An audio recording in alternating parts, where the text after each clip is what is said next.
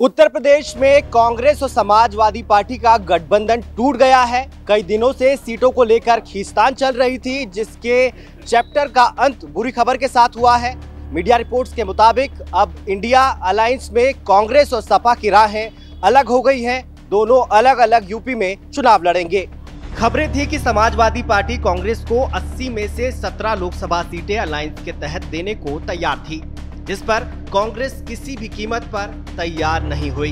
खबरों के मुताबिक सपा ने कांग्रेस को अमेठी, रायबरेली, बाराबंकी, सीतापुर, कैसरगंज, वाराणसी, अमरोहा, सहारनपुर, गौतम बुद्ध नगर, गाजियाबाद, बुलंदशहर, फतेहपुर सीकरी, कानपुर, हाथरस, झांसी, महाराजगंज और बागपत सीट पर चुनाव लड़ने का सुझाव दिया था, लेकिन कांग्रेस ने इस पर कोई प्रतिक्रिया नहीं दी। पहले पश्चिम बंगाल, पंजाब और अब यूपी में कांग्रेस को मुंह की खानी पड़ी है।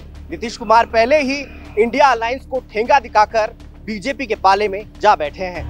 वहीं आरएलडी ने भी सपा कांग्रेस का साथ छोड़ना बेहतर समझा और बीजेपी के पीछे खड़े होने में ही अपनी भलाई समझी। दिन में सपने देखते हुए कांग्रेस इंडिया गठबंधन के सहारे बीजेपी को लोकसभा चुनाव में हराने की रणनीति बना रही थी और अब चुनाव के ऐन पहले इंडिया अलायंस तिनकों की तरह बिखरता जा रहा है। यूपी में कांग्रेस की हालत पहले से ही पतली थी, लेकिन सपा के सहारे कुछ सीटें जीतने की रही सही आस भी खत्म हो गई। माना जा रहा है कि अखिलेश यादव जानते थे कि वो और कांग्रेस साथ साथ नहीं चल पाएंगे। अखिलेश ने पहले 7 सीटें आरएलडी को देने का ऐलान किया, जिससे नाराज होकर जयंत चौधरी एनडीए में शामिल हो गए।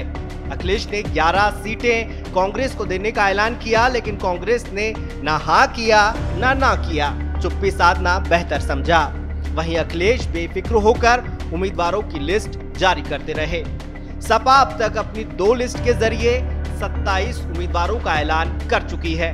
बिना कांग्रेस की सहमति के अपने उम्मीदवारों का ऐलान कर एक तरीके से अखिलेश कांग्रेस को उसकी राजनीतिक हैसियत याद दिलाते रहे, लेकिन कांग्रेस खामोशी से अपमान के घूंट पीती रही। बीच बीच में UP PCC chief Ajay Rai ने सपा को आंखें दिखाने की कोशिश की, लेकिन पार्टी हाईकमान के आदेश पर उनको अपने सुर बदलने पड़े।